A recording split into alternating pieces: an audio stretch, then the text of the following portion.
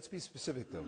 Social Security, how does it have to change? What they put on the agenda is raising the retirement age, maybe means testing, benefits. Is it time for Social Security to fundamentally change if you're going to deal with the debt problem? One of the things that always troubles me is when we start talking about the debt, the first thing people do is run to Social Security. Social Security is a program that works, and it's fully funded for the next 40 years.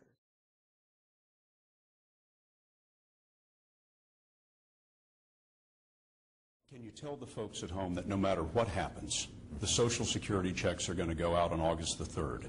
There are about $20 billion worth of Social Security checks that have to go out the day after the government is supposedly going to go into default. Can you guarantee, as president, those checks will go out on August the 3rd? I cannot guarantee that those checks go out on August 3rd if we haven't resolved this issue, because there may simply not be the money in the coffers to do it.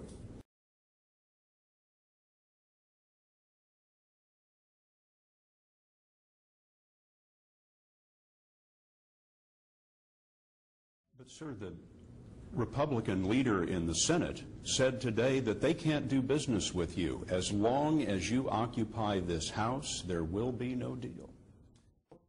Folks pay into the system. It's a savings account, basically, and in return, they're willing to take deferred compensation. Correct. And they pay into this system. Now, what's happened is that this pool of cash has been used as collateral, and the government has borrowed against it. And now we find out that maybe all the money that was supposed to be there is not there.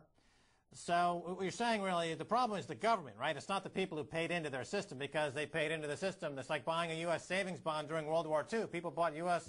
savings bonds and helped defeat Nazism. You know, people contribute to Social Security to help the government pay its bills. So clearly it's not the people who you're talking about, right? You're talking about the government and the banks who have stolen from Social Security, correct? Correct.